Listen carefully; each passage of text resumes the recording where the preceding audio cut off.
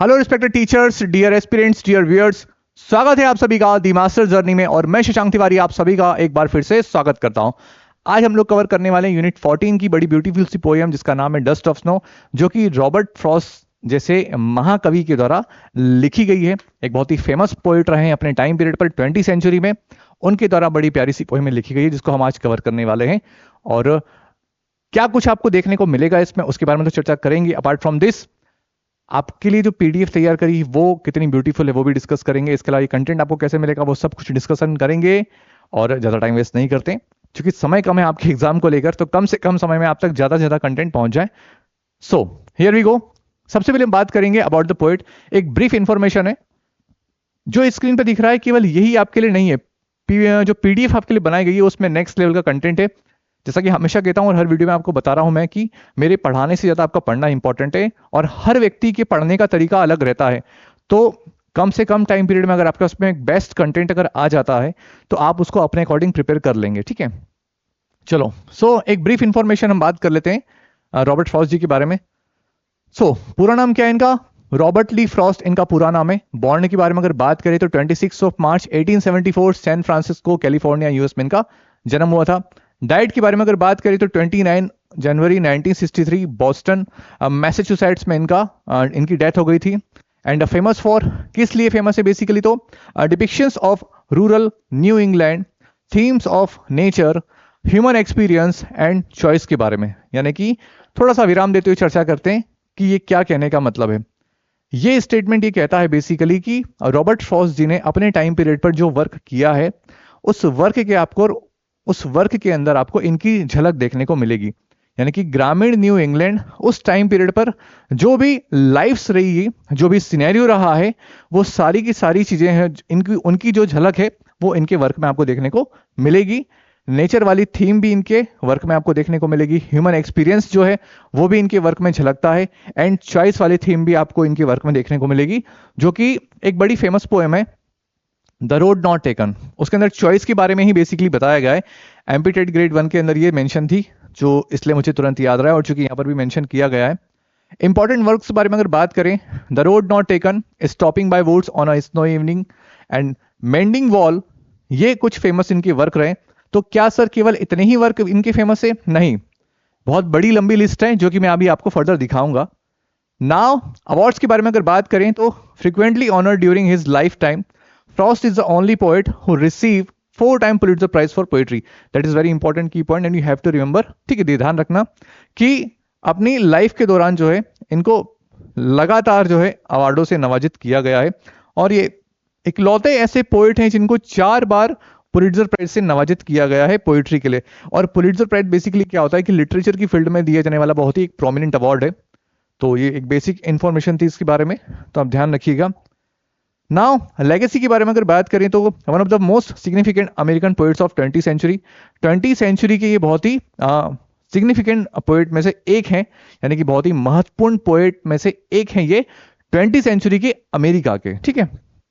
Now important key point लिखा है कि Robert Frost north of Boston 1914 is a collection of poems that depicts new England life and culture. यानी कि new England life और culture के बारे में आपको इनकी इस कलेक्शंस, ये जो कलेक्शन है नॉर्थ ऑफ बोस्टन, इसके अंदर जो पोएम्स वगैरह है इनमें आपको देखने को मिलेगा।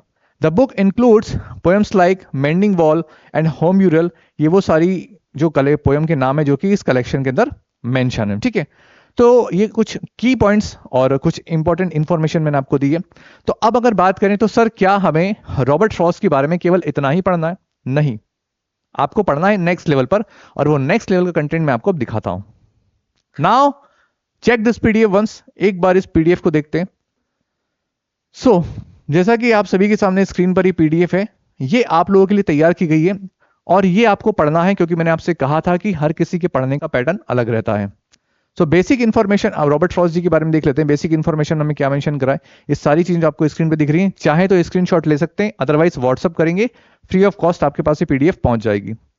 नाउ रॉबर्ट ली फ्रॉस्ट, इसके अलावा यहां पर मेंशन किया गया है नोटेबल वर्क्स इनके क्या क्या हैं, वो अर्ली लाइफ एंड फैमिली के बारे में मेंशन किया गया है, एजुकेशन एंड मैरिज के बारे में, अर्ली लिटरेरी करियर के बारे में मेंशन किया गया है, return to the United States and notable works and themes, इसके अलावा लेटर ईयर्स एंड रिकॉग्निशन, इसके अलावा जो वर्क्स बाय रॉबर्ट फ्रॉस्ट, जो कि आप पूछ रहे थे सर केवल इतने ही वर्क है, नहीं, तो ये पूरी लिस्ट आपके सामने दी गई है। इसके अलावा इनकी डेथ के बारे में मेंशन किया गया है। तो ये वो सारे कलेक्शंस हैं, ध्यान रखना। North of Boston, Boy's Will, mountain interval, ठीक है, बाकायदा ईयर के साथ में मेंशन किया गया है कौन से प्लेस हैं वो। इसके अलावा कुछ मल्टीपल चॉइस क्वेश्चन है एमसीक्यू, जो इनके भी यहाँ पर हमने तैयार करे गए। इसमें भी और ऐड करना है, चूंकि वीडियो शूट करना था इसलिए आपको दिखाने के लिए। अभी आपको दिखी गया एमसीक्यू, तो हम उसके अंदर और भी ऐड कर सकते हैं, जो कि समय कम था इसलिए 30 एमसीक्यू हमने रेडी करें। About from this dust of snow poem के बारे में मेंशन किया गया है, इंट्रोडक्शन। इसके अलावा इंपॉर्टेंट की पॉइंट्स हैं वो देखिए। थीम क्या है इस पोएम की वो हमने मेंशन कर रखी है। समरी प्रॉपर मेंशन करिए, कौन सा मीटर यूज हुआ है इस पोएम के अंदर वो प्रॉपर क्लियर मेंशन है।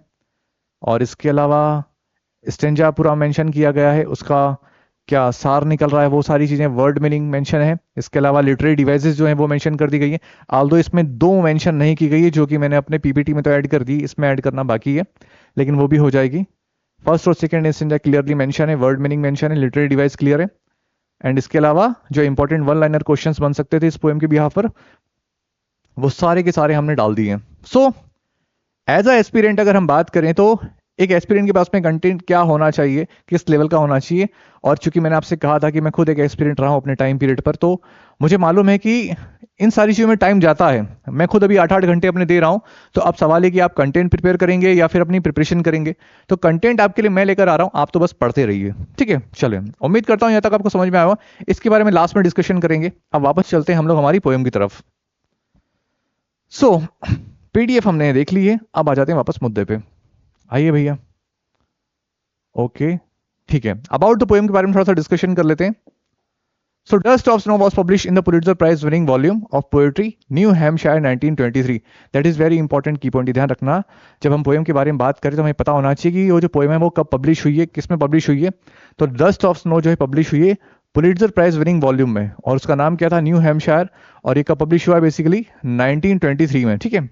नाउ फर्दर अगर आगे बात करें, Dust of Snow was first published as a favor in the London Mercury Volume 3, number 14, December 1920।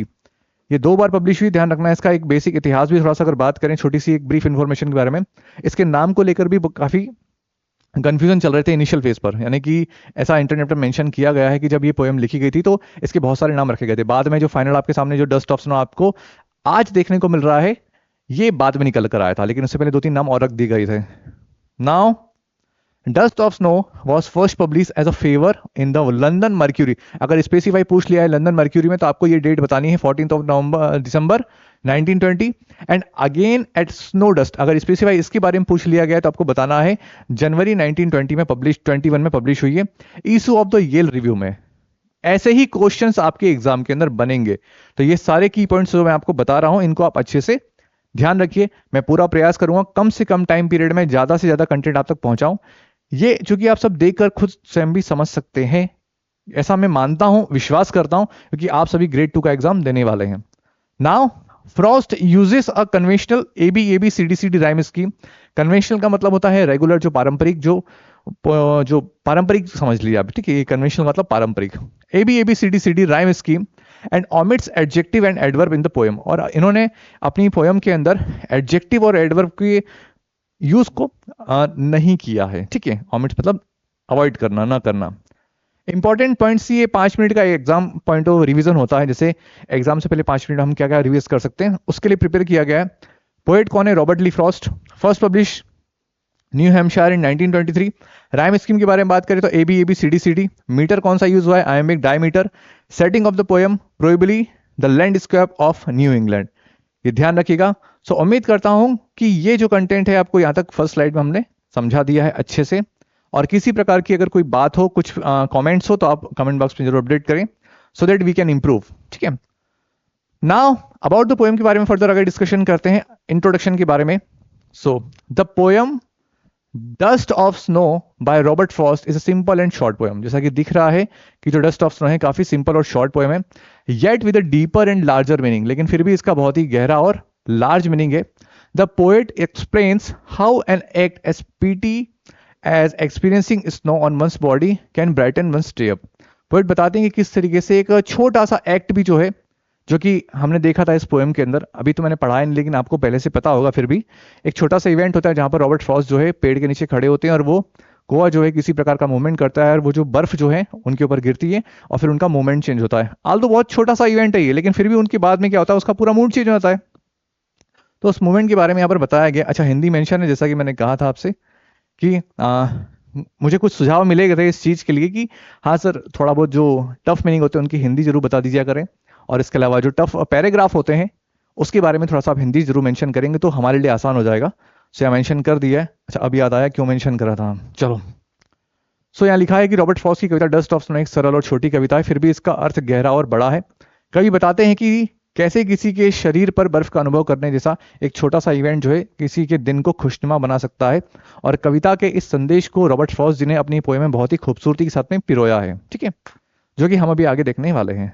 Theme के बारे में अगर बात करें तो the theme of Robert Frost poem dust of snow is nature's capacity for transformation.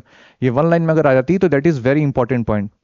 Theme क्या है? Nature की कैपेसिटी ट्रांसफॉर्म करने की, कि कैसे किसी के स्पॉइल हुए दिन को उन्होंने खुशनुमा बना दिया। इसके अलावा और भी थीम है जो कि मैंने उसके अंदर मेंशन कर रखी अपनी पीडीएफ के अंदर, सो आप उसको देखकर सारा डायमेंशन अच्छे से कवर कर सके। ये वन लाइन में ये रामबाण चीज है, ये अल्टीमेटली बताना ही नहीं चाह रहा है कि नेचर के पास में इतनी पावर है कि वो जो है आपके स्पॉइल हुए दिन को या फिर किसी भी चीज को बदलने का दम रखती है, ठीक है। Now including how it can alter one's attitude and view point, किस तरीके से किसी के नजरिए को वो चेंज कर सकती है, ये नेचर के पास में पावर है। The crow and the hemlock tree both considered inauspicious, यानी कि अशुभ। इसका मतलब क्या होता है? अशुभ। जो कौवा है और जो हेमलॉक ट्री है उन दोनों को अशुभ माना जाता है। कौवे को क्यों क्यों? क्योंकि हम यहाँ आज के डेट में मान सकते हैं कि जो श्राद्ध वगैरह होते हैं उस समय वो कौवा जो है थोड़ा सा अशुभ माना जाता है। और उसके अलावा हेमलॉक ट्री तो पॉइजनस ट्री है ही, इसलिए दोनों क्या है? अशुभ है। Utter his mood from that regret to joys, लेकिन उसके बावजूद फिर भी क्या होता है कि रिग्रेट माने पछतावा, जो उनको पछतावा हो रहा था रॉबर्ट फ्रॉस्ट जी को, उसके बाद से वो जॉयस मूड की तरफ शिफ्ट होते हैं। और ये किसके माध्यम से होता है? ये होता है नेचर्स की कैपेसिटी के माध्यम से, यानी कि कहीं ना कहीं उसी के हाथ में तो पावर है, तभी तो उनका मूड चेंज हुआ। और अल्टीमेटली ये सारी चीजें हम अभी थोड़ा सा और डिटेल में आगे देखने को मिलेंगी हमें फर्दर आगे की स्लाइड में। उम्मीद करता हूं कि यहां तक आपको समझ में आया होगा। थीम से डायरेक्ट क्वेश्चन बन सकता है कि इस पोएम की थीम क्या है, तो ध्यान रखिएगा नेचर्स कैपेसिटी फॉर ट्रांसफॉर्मेशन, ठीक है। नाउ बर्फबारी शुरू हो गई, यानी कि अब हम चलने वाले हमारे टेक्स्ट की तरफ। तो dust of snow class 10th में आपकी पोएम दी गई हुई है। आइए आगे 1 मिनट का ब्रेक लेते हैं, थोड़ा सा पानी पी लिया जाए।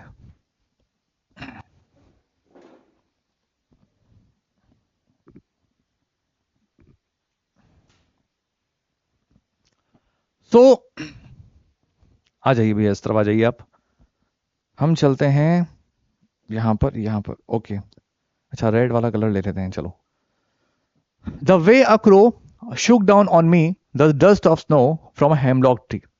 अब सवाल ये होता है कि सर इस पोएम को पढ़े कैसे। तो आगे बढ़ने से पहले अपने कुछ दो प्यार भरे शब्द, कि जैसा कि हम सभी जानते हैं कि जो एक पोएम जो होती है जिसको हम पोम भी कहते हैं, और पोम ही कहना चाहिए, ठीक है ऐसा। लेकिन अब ठीक है, जो हमें शुरू से सिखाया गया, इवन मुझे भी हमारे टीचर्स पोएम और पोएम बोलने में एक अपनापन नजर आता है, इसलिए ठीक है। सो ये जो पोएम है इसके इनर मीनिंग कुछ और रहेंगे, उसके आउटर मीनिंग कुछ और रहेंगे। जैसा कि हम सभी जानते हैं कि पोएट्री लिखना सबसे टिपिकल होता है। स्टेंजास जो होते हैं उनको हम लोग ट्रांसलेट करके पढ़ सकते हैं, समझ सकते हैं, लेकिन पोएट्री को समझना अपने आप में टिपिकल क्यों है? क्योंकि वो पोएट जब भी कोई पोएट्री अगर करता है तो उस टाइम पीरियड पर उसकी मनोदशा क्या होती है ये वही जानता है, और वो कम से कम शब्दों में अपनी बात को कहना चाहता है। तो इसको समझने के लिए हमें अपने आप को उस टाइम पीरियड पर लेके जाना होगा और समझना होगा कि उस टाइम पीरियड पर रॉबर्ट फ्रॉस्ट जी के मन में क्या चीजें चल रही थी, तभी ये पोएम हमें समझ में आएंगी। अगर लिटरल मीनिंग की तरह समझेंगे तो ये पल्ले ही नहीं पड़ेगी, ठीक है। और ये सारी चीजें जो मैंने आपसे कही हैं ये आप बहुत भली भांति समझते हैं, क्योंकि आप सभी रिस्पेक्टेड टीचर्स हैं, इसलिए। यहां पर हमें एक सीन को इमेजिन करना पड़ेगा क्योंकि ये एक इमेजरी पोएम है। यहां पर हम बनाते हैं एक सुंदर सा पेड़, क्योंकि ये क्या है? हेमलॉक है, पॉइजनस है, तो सर सुंदर कैसे कह दिया? हाँ, लुक वाइज तो वो सुंदर ही लग रहा है, इसलिए, ठीक है। और यहां पर खड़े हमारे भाई साहब रॉबर्ट फ्रॉस्ट जी। अब यहां पर देखते हैं क्या लिखा है। The way a crow Shuk down on me the dust of snow from a hemlock tree, यानी कि यहां पर एक हेमलॉक ट्री है जो कि पॉइजनस ट्री है, और हमारे यानी कि बेसिकली रॉबर्ट फ्रॉस्ट जी हैं। अब यहाँ पर दो चीजें मेंशन नहीं करी गई हैं कि रॉबर्ट फ्रॉस्ट जी पहले से यहाँ पर खड़े हैं उस पेड़ के नीचे या फिर कहीं से चल के आए हैं। दूसरा, उस कौवे के बारे में कि ये कौवा पहले से यहां पर बैठा हुआ है या कहीं से उड़ के आया है, ये भी क्लियरिफाई नहीं किया गया है। तो हमें समझना क्या है, हमें इस पोयम का इंटेंशन समझना है। इस पे बहस नहीं करना है कि सर ये यहां कैसे आ गया अचानक। ये पोयम हमें क्या मैसेज दे रही है, हमें ये समझना है, ठीक है। सो अब मैंने आपके सामने पेड़ बना दिया है, रॉबर्ट फ्रॉस्ट जी बना दिए। अब इसका मतलब समझने का प्रयास करते हैं। The way a crow Shuk down on me the dust of snow from a hemlock tree, यानी कि एक सिचुएशन आप इमेजिन करें जहां पर रॉबर्ट फ्रॉस्ट जी जो है हेमलॉक ट्री के पेड़ के नीचे खड़े हैं और तभी क्या होता है, उनके ऊपर जो है बर्फ के कुछ डस्ट यानी कि डस्ट ऑफ स्नो जो है उनके ऊपर गिरती है और उनके हृदय में जो है परिवर्तन आता है, उनके हृदय में उनके दिल में परिवर्तन आता है। The way a crow Shuk down on me the dust of snow from hemlock tree, जिस तरीके से उस कौवे ने उस हेमलॉक ट्री के ऊपर बैठे हुए किसी प्रकार का कोई मूवमेंट करा और उसके मूवमेंट करने के बाद में जो बर्फ है वो जब गिरती है किसके ऊपर, रॉबर्ट फ्रॉस्ट जी के ऊपर, तब जो उनके हृदय में किसी प्रकार का परिवर्तन देखने को मिलता है। वो क्या देखने को मिलता है वो हम फर्दर अभी आगे इस स्लाइड में डिस्कस करेंगे। अब पहले इसको कर लेते हैं, उसके बाद में हम लोग एक साथ डिस्कस करेंगे ताकि वो रिदम बना रहे, हमारा लिटरेरी डिवाइस भी डिस्कस करेंगे। Now has given my heart a change of mood and saved some part of a day I rued। तो जैसा कि हमने बात करी थी कि जब वो डस्ट ऑफ स्नो गिरती है तो उनके हृदय में किसी प्रकार का परिवर्तन देखने को मिलता है। Has given my heart a change of mood, और जब उनके हृदय में परिवर्तन होता है तो उनका मूड भी परिवर्तित हो जाता है, यानी कि वो कहीं ना कहीं सैड से एक एंजॉयमेंट वाली फीलिंग की तरफ शिफ्ट होते हैं। And saved some part of a day I had dread, and saved some part of a day I had dread, और उनके दिन का जो कुछ समय स्पॉइल हो चुका था और बाकी जो समय बचा था उसको स्पॉइल होने से ये इवेंट जो है बचा लेता है। क्या कहने का मतलब है, इस पूरी जो दो स्टेंजा की हमारी छोटी सी पोएम है इसको समझने का प्रयास करते हैं। एक सिचुएशन हमने इमेजिन करी जहां पर एक पेड़ होता है, उस पेड़ के ऊपर कौवा बैठा होता है, नीचे हमारे रॉबर्ट फ्रॉस्ट जी बैठे रहते हैं। कौवा किसी प्रकार की मूवमेंट करता है, तभी क्या होता है उसके बाद में जो बर्फ है वो उनके ऊपर गिरती है, गिरने के बाद में उनके हृदय में परिवर्तन होता है, उसके बाद में उनके मूड में भी शिफ्ट देखने को मिलता है। और वो कहते हैं कि मेरे दिन का काफी ज्यादा यानी कि एक अधिकांश भाग जो है स्पॉइल हो चुका था, यानी कि मैंने उस दिन कुछ भी नहीं करा या मैं सैड था, ये स्पेसिफाई नहीं किया गया है, यानी कि कहीं ना कहीं वो स्पॉइल सा ही उनका समय था। लेकिन बाकी का जो उनका टाइम था जो स्पॉइल होता हुआ नजर आ रहा था, लेकिन इस इवेंट ने उस स्पॉइल होने वाले टाइम को बचा लिया।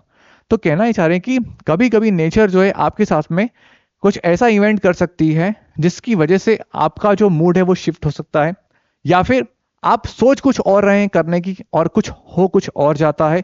ये एक सकारात्मक पहलू के रूप में हमें देखना है, ठीक है ना। उम्मीद करता हूं कि ये लाइनें मैंने आपको अच्छे से समझाने का प्रयास किया है। अब थोड़ा सा वापस आते हैं बैक टू द पवेलियन। ये स्टेंजा फर्स्ट है। हेमलॉक क्या है, एक पॉइजनस प्लांट है, ठीक, ट्री है विद स्मॉल वाइट फ्लावर्स, एक विशेला पौधा है जो कि आपको यहां पर देखने को मिल रहा होगा फोटोग्राफ्स में, ठीक है।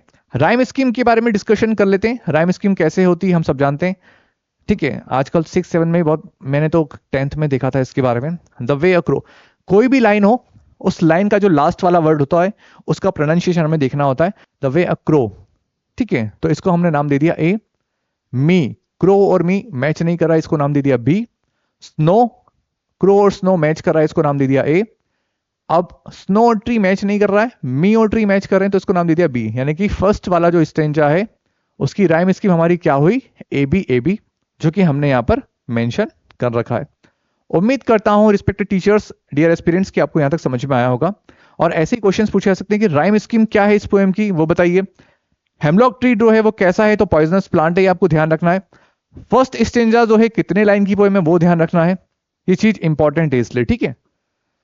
अब लिटरेरी डिवाइस के बारे में अगर बात करें, ये इंपॉर्टेंट है, ध्यान रखना। लिटरेचर इतना आसान नहीं है, लोग कहते हैं 8 लाइन की पोएम में आपने सर इतना टाइम दे दिया। अब ये थोड़ा सा स्पीड अप करेंगे थोड़ा सा इसको, क्योंकि लिटरेरी डिवाइसेस को मैं एक अलग से वीडियो में कंप्लीट करूंगा, क्योंकि एक पूरी यूनिट है आपके इसमें, तो उसको बड़े आराम से इत्मीनान से समझेंगे और बहुत सारे क्वेश्चंस कवर करेंगे। अब इस पोएम के अंदर जो फर्स्ट स्टेंजा है उसमें कौन कौन सी लिटरेरी डिवाइसेस यूज हुई है उसके बारे में देख लेते हैं एक बार। एजोनेंस का इसमें इस्तेमाल किया गया है। एजोनेंस क्या होता है, the prominence of a vowel sound through out a line is called assonance, यानी कि जब किसी लाइंस के अंदर, ठीक है, प्रोमिनेंट होता है वॉवेल साउंड, यानी कि उसका दबदबा होता है वॉवेल साउंड का, तो वहां पर होता है एजोनेंस। अब इसके अंदर क्या बताया गया है, in stanza 1 line 2 shook down on me, तो जैसा कि आपको भी दिख रहा होगा ओ ओ, ये जो ओ साउंड है बेसिकली ये प्रोमिनेंट है, इसका बहुत दबदबा है। तो यहां पर कौन सी लिटरेरी डिवाइस का यूज हुआ है, कौन सा फिगर ऑफ स्पीच है हमारा, बेसिकली एजोनेंस। आगे अगर बात करें इंजैबमेंट के बारे में, ये क्या होता है, when the same sentence continues to the next line without the use of any punctuation mark, it is called enjambment and it has been use throughout the poem. पूरी पोएम के अंदर हमें कहीं पर भी पंक्चुएशन मार्क यूज किया हुआ नहीं मिला है, तो वहां पर कौन सा हमारा यूज हो रहा है लिटरेरी डिवाइस, वहां पर हो रहा है इंजैबमेंट। ठीक है, आगे अगर बात करें इमेजरी, तो ये जो पूरी पोएम ही है बेसिकली क्या है, इमेजरी पोएम। आपको सेम को इमेजिन करना होता है। तो the description of a snow, dust and the hemlock tree creates a vivid mental pictures. The reader can imagine the light powdery snow falling from the tree on to a speaker. ये जो मैंने चीजें आपको बताई थी, आपको imagine करना है कि एक पेड़ है, उस पे से बर्फबारी हो रही है। ये तो मेरा बड़ा अच्छा सा छोटा मोटा टैलेंट है, जो कि मैं आपको बर्फबारी करते हुए ये नजर दिखा देता हूं। ठीक है, सो ये सारी चीजें आप देखना, सिंबॉलिज्म का भी इसमें इस्तेमाल किया गया है। ठीक है, the crow and the hemlock tree में symbolise different aspect of life. In literature crows can symbolise change, message और इवन मिसफॉर्चून।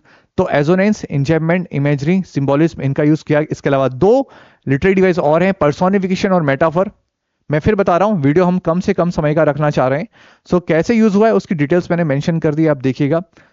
पर्सोनिफिकेशन क्या होता है बताइए, जहां पर इनएनिमेट ऑब्जेक्ट जो होता है, हाँ हाँ बिल्कुल बताइए, तो उसका कंपैरिजन भी होता है, कैसे होता है कमेंट बॉक्स में बताइए।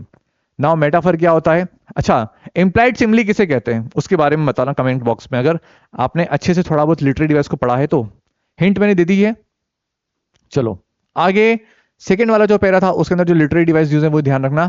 एलिट्रेशन, ठीक है, एलिट्रेशन क्या होता है, हिंदी में क्या बोलते हैं उसको, अनुप्रास अलंकार बोलते हैं क्या, तो बताना वो भी आप कमेंट बॉक्स में। एलिट्रेशन क्या है, the occurrence of the same letters और sound at the beginning on adjust और क्लोजली कनेक्टेड वर्ड्स। तो H has given my heart and save some part, तो यहां पर एलिट्रेशन का यूज हुआ है। इसके अलावा इंजैबमेंट के बारे में अगर बात करें, when the same sentence continues to the next line without the use of any punctuation mark, तो पूरी सेंटेंस पूरी पोएम के अंदर ही हमें कहीं पर पंक्चुएशन मार्क देखने को नहीं मिला है। और पर्सोनिफिकेशन और इमेजरी का भी इसमें इस्तेमाल किया गया है सेकंड वाले स्टेंजा में। जल्द मिलेंगे नेक्स्ट वीडियो में, अभी नहीं, अभी बहुत कुछ करना बाकी है। सो ये ध्यान रखिएगा, लिटरेरी डिवाइस कौन कौन सी यूज हुई है फर्स्ट वाले स्टेंजा में, सेकंड वाले स्टेंजा में, सारे नाम मेंशन कर दिए, कैसे कहां पर यूज हुई है वो सारी चीजें हमने देख ली है। पोएम को हमने समझ लिया है, राइम स्कीम हमने देख ली है, सेकंड वाले राइम स्कीम हमने देख ली, सीडी की राइम स्कीम है। इसके अलावा र्यूड का मींस क्या होता है, हेल्ड इन रिग्रेट, ये आपकी बुक का जो टेक्स्ट है उसके अंदर भी आपको देखने को मिलेगा। अब चलते हैं थोड़ा सा पीडीएफ की तरफ, वहां से हम लोग एक बार एमसीक्यू कवर कर लेते हैं, वन लाइनर इंपॉर्टेंट क्वेश्चन जो है उनके बारे में।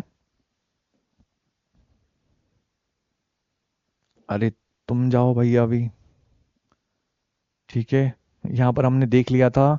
अब फटाफट से थोड़ा सा मैं स्पीड अप करूंगा और आपके लिए, आप चाहे तो इसका स्क्रीनशॉट ले सकते हैं। चलो, multiple choice question, who among the following is called a New England poet. तो आंसर आप ध्यान रखिएगा सीधे रॉबर्ट फ्रॉस्ट। मैं डायरेक्ट बात करता चलूंगा और आप डायरेक्ट आंसर ही याद करें, सो दैट कि आपको यहां पर कंफ्यूज होने की रिक्वायरमेंट नहीं होगी। नाउ फर्दर अगर बात करें, and miles to go before I sleep is a line from poem by Robert Frost. ठीक है, ये ध्यान रखना, इनकी एक पोएम, अच्छा ये पोएम कहां से ली गई ध्यान रखना, before I sleep, before I sleep. ठीक है, स्नो इवनिंग वाला कुछ याद अगर आए तो बताना मुझे।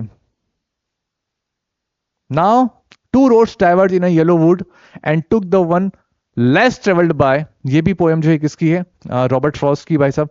और कहां से, two road diverge in yellow wood ना, वुड कहां की ये I think the road not taken वाली पोएम है। ठीक है, now who wrote the following well known lines, the woods are lovely dark and deep and I have promise to keep, Robert Frost की ये poem है। Now उन्हीं की poem से ली गई लाइन है। The line and miles to go before I sleep occurs in Robert Frost poem stopping by woods on a snow evening. जैसा कि ऊपर वाला क्वेश्चन में क्या पूछा गया था, देखिए कनेक्टेड है ऊपर वाले क्वेश्चंस में, and miles to go before I sleep, ठीक है, line from a poem by, तो रॉबर्ट फ्रॉस्ट के द्वारा लिखी गई थी वो पोएम। यहां पर पूछ लेगा यही लाइन जो है कौन सी पोएम से लिखी गई ली गई है, तो stopping by woods on a snow evening. Now Robert Frost favourite figure of speech was, ठीक है, इसका नाम आप बताइए, प्रोनाउंस करके देखते हैं कितने लोग सही प्रोनाउंस कर पाते हैं इसको। नाउ 6 के बाद में हम लोग आते हैं 7 की तरफ। The line earth right place for love is written by Robert Frost. ठीक है, the lines earth night place for love is written by Robert Frost. थोड़ा सा उच्च स्तर का जब हम अगर देने जाएंगे, हालांकि आपके एग्जाम में इस लेवल पर शायद क्वेश्चन ना पूछे, लेकिन अगर आ गया तो एक इंपॉर्टेंट है, इसलिए हमने मेंशन करा है। पढ़ के सब चलिए। समटाइम्स होता है कि हाँ सर हमने क्वेश्चंस देखा है, हमने लाइनें देखी है, तो हमें आंसर एकदम से क्लिक करेगा माइंड में। How many times did Robert Frost got Pulitzer prize? तो इट्स वेरी इजी क्वेश्चन, जो मैं भी आपके साथ भी डिस्कस करके आया था। 4 टाइम इनको अवार्ड्स मिला है। Now who is the author of a masque of mercy? Robert Frost. 1914 first world war begins and Robert Frost publishes his work which one it is north of Boston. अब जब first world war begins हुआ था तो इनके दोस्त का भी connection उससे संबंधित है। ठीक है, जब आप द रोड नॉट टेकन पढ़ेंगे तो आपको जानने को मिलेगा इसके बारे में। Who uttered these words? I am not a nature poet. I have written only 2 poems without a human being in them. तो Robert Frost. The middle name of Robert Frost is Lee. Middle name पूछा जा सकता है, तो मैंने इसलिए आपको starting में फुल नेम जरूर बताया था कि रॉबर्ट ली फ्रॉस्ट का पूरा नाम है। Which American president invited Robert Frost to recite at his inauguration ceremony? तो कैनेडी। ये ध्यान, अब कैनेडी का पूरा नाम क्या, ध्यान रखिएगा, मेंशन करके बताएं। नाउ अकॉर्डिंग, हालांकि ये सब कुछ आपको पीडीएफ में अंदर मिल जाएगा। ठीक है, now according to Robert Frost what is the right place to for love? ये इंपॉर्टेंट क्वेश्चन बनता है 13 वाला, ध्यान रखना कि कौन से प्रेसिडेंट ने उनको बुलाया था अपनी इनॉग्रेशन सेरेमनी में भाई साहब। Now when was Robert, according to Robert Frost what is the right place for love? तो earth. When was Robert Frost born? तो 1874 इनकी बर्थ डेट याद रखना, इंपॉर्टेंट क्वेश्चन बनता है। In which year did Robert Frost sell his farm in New England and move to England? तो 1912। Which epithet cannot be applied to Robert Frost poetry? तो new classical का use इसमें नहीं applied, can apply नहीं हुआ भाई साहब। Now Robert Frost was an American poet settle in England. ठीक है, इन चारों में से ये स्टेटमेंट इनके लिए सही माना जाता है। Good fences make good neighbours, this lines occur in which poem of Frost? तो mending wall. Who among the following is called a New England poet? Robert Frost को। The poem, the figure a poem makes is an essay by Robert Frost। ये ध्यान रखना, the figure a poem makes is an essay by Robert Frost। अधिकतर क्या ना generally लोग poem कर लेते हैं, लेकिन इंपॉर्टेंट है ये बहुत, 21 नंबर का question. Who among the following poets define free verse as playing tennis without a net? Robert Frost। आगे अगर बात करें 23rd में, the poem The Gift Outright is a patriotic poem, देशभक्ति वाली पोएम भाई साहब रही है। Now, which of the following poems contains these lines? Before man came to blow it right, the wind once blew itself untaught. तो Birches। Now, which of the following poems deals with the theme of death of a child? Answer इसका home burial. Now, जैसे मैंने starting बताया था, देखो important है वो सारी चीजें, कुछ इंपॉर्टेंट वर्क के बारे में मेंशन किया। The poem mending wall uses A and B, यानी कि इंजॉयमेंट और end stop. Robert Frost died in 1963 from the after effects of an operation for cancer. Frost's mother was poetess, यानी कि इनकी जो माता है वो भी कवियत्री रही थी अपनी टाइम पीरियड पर। When did Frost's first poem appear? तो 1894। What was the name of Frost's wife? तो एलेनोर वाइट, ये इनकी पत्नी का नाम है। डस्ट ऑफ स्नो के अगर हम वन लाइनर क्वेश्चंस के बारे में अगर बात करें तो उसको देख लेते हैं एक बार फटाफट से। Now important one liner questions क्या है? Who is the writer of the poem dust of snow? तो सी इजी है, कौन है राइटर भाई साहब, यानी कि पोएट कौन है? So Robert Frost. In which volume of Robert Frost the poem dust of snow was published? तो न्यू हैम्पशायर 1923 की, ध्यान रखना इंपॉर्टेंट क्वेश्चन बनता है। Which bird has been mention in the poem the dust of snow? तो हम सब जानते हैं क्रो को इसमें इस्तेमाल के आंसर नहीं लिखा, क्रो। अच्छा okay. How many lines are there in the poem? कितनी लाइन्स हैं? बेसिक क्वेश्चंस 8 लाइन्स हैं इसके अंदर। What are the main themes of the poem The Dust of Snow? Interaction between nature and humans, the significance of small natural event, nature helps healing with depressive human emotions। तो mister Shivam राधावत जी हमारे बड़े परम मित्र हैं, ठीक है, तो यहाँ पर उन्होंने मेंशन करा था, बताया था हीलिंग विथ, तो ये हीलिंग वाला पॉइंट आपका यहाँ पर सर मेंशन कर दिया गया एमसीक्यू में, ठीक है। तो अच्छा था ये क्वेश्चन काफी इंपॉर्टेंट है, ध्यान रखिएगा। देखो मैंने कहा था थीम से क्वेश्चन संबंधित पूछा जा सकता है, तो मैंने आपका नाम भी मेंशन कर दिया है, रिस्पेक्टेड हमारे मित्र शिवम राजावत जी, जो कि अभी ग्रेड 1 में पोस्टेड है उज्जैन डिवीजन में। Now what is the juxtapose in the poem, तो human complexity and animal simplicity. Now 8 के बारे में अगर बात करें तो what type of tree is called hemlock, तो it is poisonous palm tree with white flowers, ठीक है। Now in which metre the poem the dust of snow has been written, तो आयम्बिक डायमीटर जैसा कि मैंने बताया था। Has given my heart, name the poetical device has been used here, so alliteration का इसमें इस्तेमाल हुआ है। Saved some, find out the poetical device, तो एलिट्रेशन का यूज हुआ है S S. Now who dropped some snow flakes from the tree on a poet, तो कौवे ने भाई साहब मूवमेंट करा और वो बर्फ जो इनके ऊपर गिर गई। What did the crow and the hemlock tree signify in the poem? 13 पे अगर हम बात करें तो sorrow, gloom, misfortune, यानी कि अशुभ माने जाते हैं हेमलॉक ट्री और कौवा दोनों ही। What happens when crow drops snowflakes on the poet? तो it changed poet's mood and made him happy. Poet का मूड परिवर्तित होता है और वो हैप्पी हो जाते हैं भाई साहब। What message poet wants to convey through this poem? तो small things can bring happiness. छोटी छोटी चीजें जो है खुशियां ले आती हैं, यानी कि कहीं ना कहीं उनके होने से हमारा मूड परिवर्तित हो जाता है। Which season has been described in the poem the dust of snow, तो विंटर वाला सीजन इसमें डिस्क्राइब किया गया है। How did the poet react when crow dropped snowflakes on the poet, it uplifts his mood and he becomes glad. What is the rhyme scheme of the poem, A B C D C D. What is the tone of the poem, ironical. And what is the main highlight in the poem, तो natural healing power. Natural healing power दोबारा से question आया भाई साहब, ठीक है। अब दोबारा नाम नहीं लूंगा वे इनफ है भाई, ये तो अपना। Now what is the message of the poem, good times comes after bad times, if we can see through the tough phases every small event can make significant changes in a life. When was the poem The Dust of Snow first published? It was first published in the title A Favor in the London Mercury in 1920. ध्यान रखना, जैसे मैंने आपको बता दिया था। In which year the poem Dust of Snow was published with the title Snow Dust in 1921 in the Yale Review? दोनों ही question आपसे पूछ लिए फॉर्म करके। What type of imagery does the poem The Dust of Snow presently? तो visual imagery. Where is the crow sitting in the poem? On the branch of a hemlock tree. ठीक है भाई साहब। Find out the figure of speech in has given my heart, तो हाँ बताओ, इसी का ही पूछा था मैंने, pronunciation. Which poetical device the poet has used in the line the must throw? Metaphor का यूज इस्तेमाल हुआ है। Who in the poem feels the day would waste, तो poet. How do the snowflakes looks like, तो they looks like the dust particles. What is the setting of the poem, तो probably the landscape of New England. Now dropping snow on the poet can be considered in the blank mischievous act of the crow. What is the tone of the poem, light and cheerful. Why did poets heart and mood change after the shower of snowflakes, the crow diverted his mind by sharing the beauty of snowflakes of the poet, ये answer है इसका। now shook down on me, find out figure of speech, assonance का इस्तेमाल हुआ है यहाँ पर। identify the figure of speech the way a crow shook down on me, तो enjambment का यूज हुआ है, क्योंकि यहाँ पर कहीं पर भी क्या कुछ दिख रहा है आपको, पंक्चुएशन मार्क दिख रहा है क्या, दिख रहा है क्या, हाँ बताना मुझे।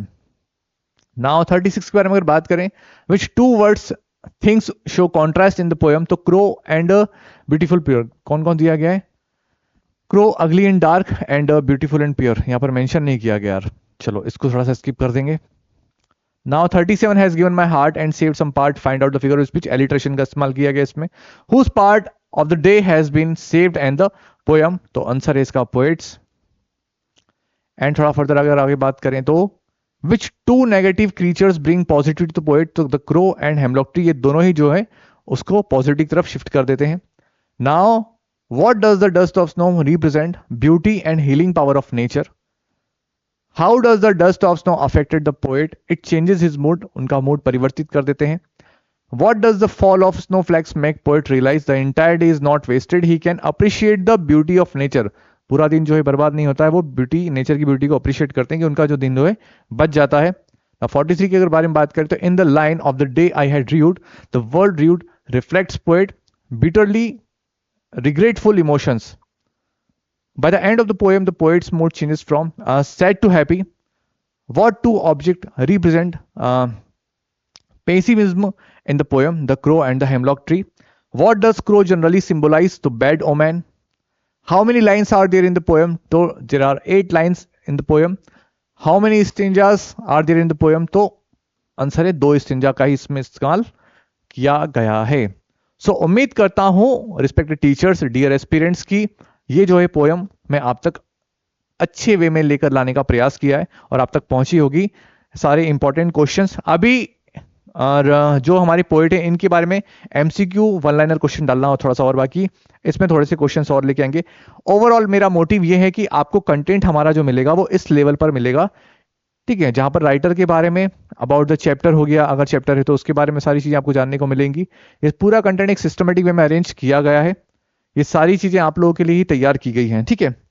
सो वापस आते हैं थोड़ा सा लास्ट की तरफ, हमारी लास्ट स्लाइड जो है। सो हम बहुत जल्दी मिलेंगे आप सभी के साथ में नेक्स्ट वीडियो के साथ में। Till then stay safe, keep in touch, thank you very much.